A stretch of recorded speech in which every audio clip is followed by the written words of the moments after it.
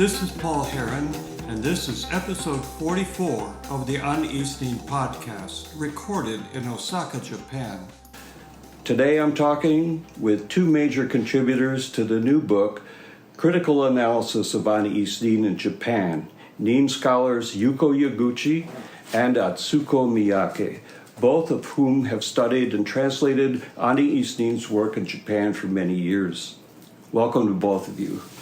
Thank you for having us. Let's start out with, how did you each come across Anaïs Nin's work? Atsuko. When I was junior in college, I took one of Professor Catherine Broderick's classes, now Breland classes, and we read several stories from Under a Glass Bell. And since Sylvia Plath's Bell Jar is one of my favorites, so I was interested in the title, Under a Glass Bell. And I didn't quite understand the background of that story, but I realized the glass bell and the bell jar have the same connotation, a kind of suffocating situation. And then I got in senior thesis seminar with Professor Broderick and wrote a thesis on the influence of surrealism on Nin's House of Incest. And then I wrote a master thesis on Anais Nin's Cities of the Interior, so that was a start. Yuko. There's a dialogue in the textbook in which someone said, according to Anaïs Nin. And I asked the teacher, who is Anaïs Nin? And he answered, probably she's a dancer. But it's not totally wrong, right? She was a semi-professional dancer. And probably one day I found a book, The Diary of Anaïs Nin, in a bookstore and read it and fell in love with her. What about her work impresses you the most? Well, it was her sensitivity, complexity, insight, elegance, and beauty. Boldness. Boldness, yeah. Right. Yeah. Can you tell us a little bit about the history of Nin scholarship in Japan? When did it begin, and who were some of the early pioneers? Yeah, as Yuko Yaguchi writes in our new book, Anais and Rupert Paul's friend, Ms. Kazuko Sugisaki, is a pioneer among Japanese scholars. And my mentor, Catherine Broderick, encouraged her seminar students to write theses on Nin every year. And Toyoko Yamamoto was one of them. And so Ms. Broderick is Anaïs's daughter, so we are kind of granddaughters. That's interesting. Well, the first translator of Anaïs Nin's novel was Mr. Koji Nakada, and he wrote an interesting essay in Anais. The International Journal. Right. And Masako Hara translated the first volume of Anais' diary. And after that, Sumiko Yagawa wrote 2 books on Anais and translated Little Bird, her erotica. Let's talk about Sumiko Yagawa a little bit. Could you tell our listeners a little bit about her and what her impact was on readership of Anaïs Nin in Japan? Her father was a professor of English literature, and Yagawa studied at 3 colleges, and he married a renowned critic of French literature, Tatsuhiko Shibusawa. During their marriage, she experienced a series of abortions against her will, and after 10 years, they got divorced. And it is said that it remained as a trauma, their marriage, abortions, and divorce. And in her last years, she got interested in Anais, and she wrote a book entitled Fathers, Daughters, Mary Mori and Anaïs Nin. Mary Mori is the daughter of a famous novelist, Ogai Mori. And she also wrote Anaïs Nin as a young girl, in which part of Linot is translated. And the book was published right after her death. She took her life, actually, in 2002. And after that, the translation of Little Bird was published. She was very popular, very famous. So we really wish she lived longer and supported Anais literature she named Linot and The Diary of Anne Frank as two great true children's literature, written by children, about children, and for children. Now, another early scholar, Masako Mio, who translated the first volume of The Diary of Anaïs Nin under the name Masako Hara in 1974, was bitterly disappointed by the fact that few readers in Japan, I think she said 6,000, purchased the book, and it went out of print. And it was finally reprinted something like 18 years later. In her essay, she talks about why Japanese women in particular were not inclined to buy a book by somebody like Anaïs Nin, who was obviously a very progressive and very astute feminist, because of this old-fashioned role that women at that time seemed to be stuck in, which is called that of a great mother. A mother not only to their own children, but to their husbands, who, as Mio put it, were fighting a new war, a financial war or an economic war, and therefore were consumed by this. And as a result, modern Japanese women did not have any time for a life of their own. Could you explain this great mother phenomenon a little bit to our listeners, and also tell us, is this still the case some 30 years after Mio wrote her essay? It's commonly said that Japanese women play the role of mother, not only to their children, but to their husbands or men in general. And as Mayo writes, Japanese women can be strong as mothers, but as mothers only. And Mayo also writes about Anais, this brave woman's search for the self. And while she laments, Japanese women remain strangely selfless. And I remember Anais writing in her volume 7 of the diary about a Japanese woman. She's very self-effacing. But of course, gender equality here is changing so much. Has changed very much. Since 1992. Yes.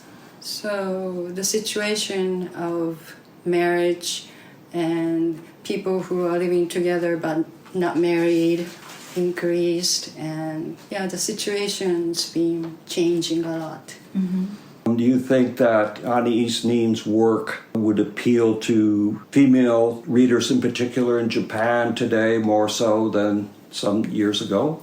I hope so. Yeah. I hope so, yeah.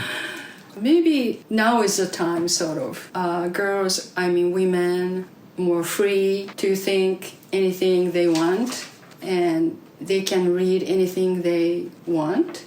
Because when I was in college looking for Anaïs Nin's books, some of them are on the pornography shelf. Really? And it was really embarrassing for girls to buy them. So many students just go to Professor Broderick's room and complain.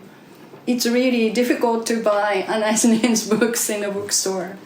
So the situation is really changing, and I don't think women now feel so uncomfortable buying Anaïs Nin's books anymore. So maybe the time is good now. And a couple of Japanese women writers in the younger generation call themselves feminists, which is quite a new phenomenon. Like writers like Mieko Kawakami or Aoko Matsuda, whose books are translated into many languages. Including English, I hope. Of course, right. Okay, good. And Mayo also writes that if Anaïs Nin's literature is to achieve the same fervor in Japan, it will be when the Japanese women rise in a daughters' right revolt. I think this is happening in Japan. Well, Mayo writes about Princess Michiko, who is now Empress Emerita. And Michiko became a role model in the post-war Japanese women as a wife, mother, an empress, and a fashion leader. But she suffered from aphasia because of the press and the society wrote about a lot of abusive things about her. And the present empress, Masako, also suffered a lot. But the Princess Mako, who now lives in New York, she married her college boyfriend, college sweetheart, who became a lawyer. So she left the imperial family. And when they had a press conference, she talked strongly about how the press and the Japanese society wrote, gossip, baseless gossip. So it was a quite new phenomenon. She didn't stop talking. She spoke up against the press and the Japanese society. It's quite different from what Mayo talked about, general hushing. General hushing. Japanese women are forced to do general hushing, to say nothing about the Japanese society or Japanese men. So one thing common between Mayo and Yagawa, they married a very strong, powerful man of letters, and they were a tyrant, a child tyrant. Those men cannot get married now. Right. No. You have to be helpful and love wives and should be good husbands. You mentioned some of these new writers. I wanted to mention one, Banana Yoshimoto, who Mayo mentions in her essay, her book, The Kitchen. Toyoko Yamamoto's essay in this book, Anaïs Nin Literary Perspectives, her essay discusses a sensitive man in Yoshimoto's kitchen. I see. And compares the unconventional relationship between man and woman in her work and Nin's works. Let's talk about some of the organizations that exist here in Japan that have to do with Anaïs Nin.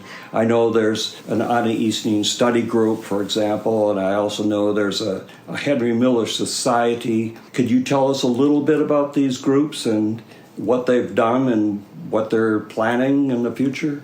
Yes, and Henry Miller's novels were getting popular in 50s and 60s after Tropical Cancer was translated into Japanese in 1953. And Henry Miller Society was established as a study group in 1985. And their biggest accomplishment was the collection of Japanese translation books of all his works. Okay. Called Henry Miller Collection. And Henry Miller Society in Japan, they meet annually as we Anais Nin Study Group does. Uh-huh. And before Anais Nin Group started, Nin scholars like us delivered paper and had talks at Miller Society. Uh-huh. We still do. Okay.